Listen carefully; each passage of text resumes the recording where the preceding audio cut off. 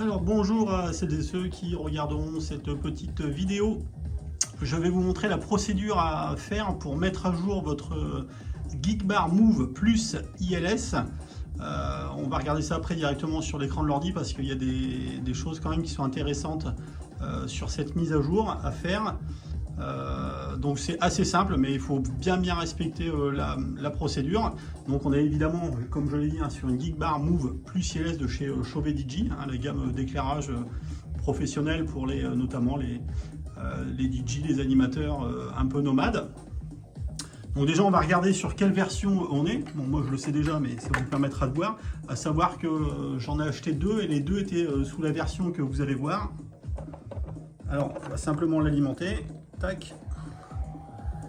Donc je sais pas si on voit très bien ici. Je suis sur la version 1.16. Donc version 1.16 sur la Geekbar Move plus ILS. Donc on aura une petite procédure à faire après, une fois qu'on aura téléchargé sur une clé USB le patch qui permet de mettre à jour, et on aura donc besoin de ce port ici qui ne sert qu'à ça d'ailleurs, c'est marqué firmware update. Donc c'est un port USB qui ne sert qu'à faire justement les mises à jour de ces fameuses petites barres. Alors effectivement, ces mises à jour, et il y en aura d'autres bien entendu, puisque le système ILS va évoluer de plus en plus chez Chauvet. Donc il va sûrement y avoir des nouvelles programmations qui vont devoir être mises dans la Geekbar, qui contrôle pour l'instant tous les systèmes ILS, et notamment avec l'intégration peut-être de futurs nouveaux produits, comme sur tous les systèmes électroniques, peut-être de bugs, de choses comme ça, etc., etc.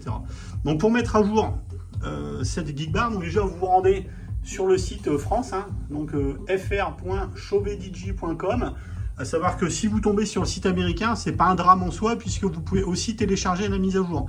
Il faudra simplement que vous fassiez très attention à télécharger la version du patch pour les modèles en version européenne, puisque la Geekbar Move qu'on trouve en France, elle a un système de laser comme ça, qui a une forme cylindrique et qui est un système, vous voyez, en multipoint, donc en 3 couleurs, en vert, bleu, rouge, chez nous. Alors qu'aux États-Unis, ils ont une autre version du laser, qui a on le reconnaît, il a une forme qui est plus carrée. Et c'est pas du multipoint, c'est des systèmes de laser avec traits. Donc bon, ça c'est sûrement des histoires de normes, je sais pas trop. Enfin, quoi qu'il en soit, faites bien gaffe, lorsque vous allez télécharger le patch pour cette mise à jour de la Geekbar, de bien télécharger la version européenne, parce que si vous mettez la version américaine à l'intérieur, ça va pas marcher, ça risque même de vous foutre la barre en panne. Donc ça, il faudra bien y faire attention. Donc partons du principe que de toute façon, vous allez sur chauvetdj.com version française, avec le FR ici. Donc on va aller chercher notre produit, en l'occurrence dans la gamme ILS, la Geekbar Move. La Geekbar Move qui va être là, ici, tac. Voilà, et on va aller tout en bas dans les téléchargements. Donc on descend, voilà, et on arrive ici. Alors vous allez avoir plusieurs, donc déjà vous avez le manuel d'utilisateur, si vous souhaitez l'avoir en version numérique en plus de la version papier que vous avez. Vous avez les instructions justement pour faire cette mise à jour, on va le regarder ensemble, et vous avez le patch, vous voyez, qui est ici, entre parenthèses, version EU pour version Europe. Donc si vous allez sur la version américaine du site, vous allez avoir les deux. Vous aurez la version US et la version EU. Donc une fois de plus, je vous redis, faites bien gaffe à bien télécharger la version EU pour faire la mise à jour de cette Geekbar Move. Alors au niveau justement des mises à jour, donc on a ce petit tableau là, donc qui nous donne les différentes versions qui sont sorties. Donc en version EU, donc nous c'est cette colonne là qui va nous intéresser. Donc vous avez vu, moi je suis sur la version 1.16, donc c'est une Geekbar que j'ai acheté là il y a même pas une semaine, il y a 3-4 jours. Donc moi je suis sur une version 1.16, il y a une version 1.18 sur laquelle ils nous disent qu'ils ont amélioré la réponse en sensibilité pour les capteurs de son sur les têtes mobiles. Après ils ont fait une version 1.22 qu'ils ont ajouté une Sound Loss Mode. Ah oui, alors ça c'est hyper intéressant, c'est-à-dire que lorsque vous êtes en mode musical et qu'à un moment il n'y a plus de musique ou voilà, qu'il n'y a plus de basse ou que le son baisse, il y a des systèmes d'éclairage très nombreux qui coupent carrément, c'est vous fait un blackout complet. Voilà. Donc là, ce qui va se passer avec leur système, en fait, il continue à y avoir de la lumière. Voilà.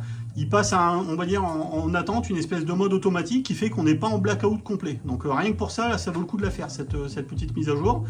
Après, ils nous mettent en 1.23, donc ils ont réglé un problème de bug entre le système maître-esclave.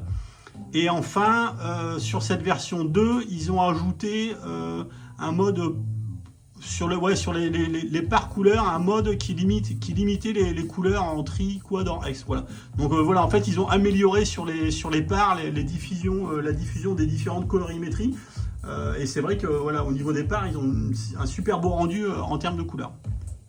Donc c'est important de la faire, cette mise à jour, en l'occurrence, rien que pour le système qui avait été fait sur la 1.22, à savoir le Sound Loss Mode, là, qui permet justement d'éviter d'avoir un effet blackout quand on a une perte de musique, voilà, ou sur un morceau, etc., etc. Alors après, au niveau de la mise en place, donc ils nous disent qu'il faut pas utiliser une clé USB qui dépasse les 32 gigabits, donc faites gaffe à votre clé USB, si c'est une 64, ça ne fonctionnera pas. Ils nous disent que, voilà, que la clé doit avoir été formatée sur un format FAT32, qu'il ne doit y avoir aucun autre comment dire, fichier sur la clé USB. Il faut qu'elle soit totalement vierge, hein, qu'il n'y ait absolument rien à l'intérieur. Puis c'est à peu près tout. Donc une clé USB vierge qui fasse moins de 32 Go et qui était formatée au format FAT32. Ensuite, la procédure, donc ils nous disent de télécharger le document zip, donc un document compressé sur l'ordinateur et le décompresser. Ensuite, on va transférer le contenu décompressé sur la clé USB. Lorsque la Gigbar Move est éteinte, il faut appuyer sur le bouton menu en laissant appuyer et mettre sous tension la Gigbar, donc brancher le courant électrique. Et on va avoir automatiquement une information à l'écran, Firmware Update Mode. Une fois qu'on a cette information-là qui apparaît à l'écran, on va insérer la clé USB dans le port que je vous ai montré auparavant sur la Gigbar et on va la laisser faire sa mise à jour. Une fois que ça sera terminé, on pourra débrancher notre petite clé USB. Donc la procédure n'est pas très compliquée, mais voilà, il faut la respecter vraiment scrupuleusement. Donc on va revenir en arrière. Donc là, je vous ai montré, on était sur le petit rond ici des instructions. Donc on va les télécharger, évidemment, ce petit truc-là. Tac. Tac, il est ici. Hop. Annuler. Donc ça, vous le décompressez. Et après, vous vous retrouvez avec ce dossier ici qui s'appelle, donc là moi je l'ai déjà mis dans ma clé USB, donc une fois que vous avez téléchargé et décompressé votre fichier, vous allez ici, voilà, Gigbar, vous vous retrouvez avec ce petit fichier là sur votre clé USB, donc Gigbar Move Pro V2.0, donc la dernière version Europe qui est reprécisée ici, etc. Donc voilà, vous devez avoir sur votre clé uniquement ce fichier là. Alors une fois que c'est fait, il suffit tout simplement ensuite d'aller au niveau évidemment de la barre. Donc je vais récupérer ma petite clé USB. Avec une main, c'est pas facile à débrancher. Voilà. Clé USB Star Wars.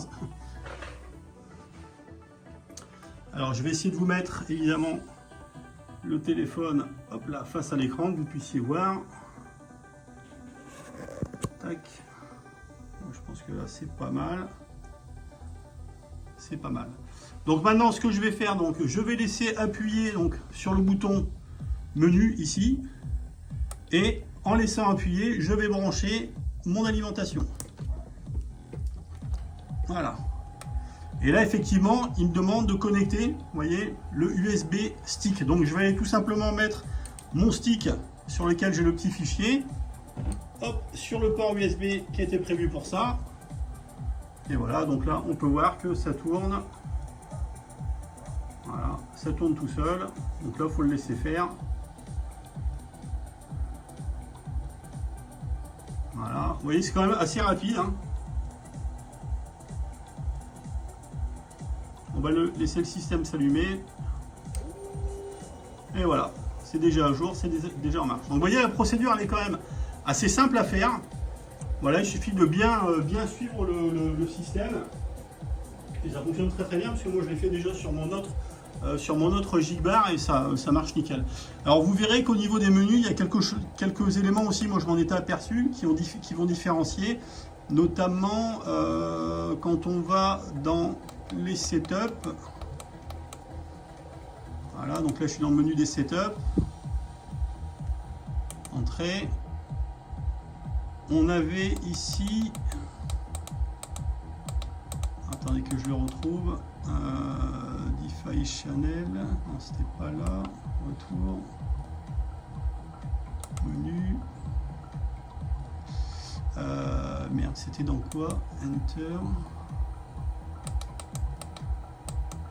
DeFi, voilà, je crois que c'était ici, voilà, au niveau du menu DeFi, c'est-à-dire que sur l'ancien en fait, on avait juste de quoi l'allumer. Maintenant, on a un mode TX et un mode RX. Donc TX, j'aimerais bien qu'il y ait une mise à jour là qui se fasse parce que c'est hyper lumineux. Essayer de le prendre sous un autre angle. Voilà. Donc là, quand on est vraiment dans le menu du setup en DeFi, on a un mode TX pour transmetteur et RX pour récepteur. C'est-à-dire que si vous avez par exemple, bon déjà il faudra le mettre dans tous les cas de figure en transmetteur, celui-ci qui va être le maître, qui va envoyer les informations aux différents éléments IDS que vous avez connectés dessus.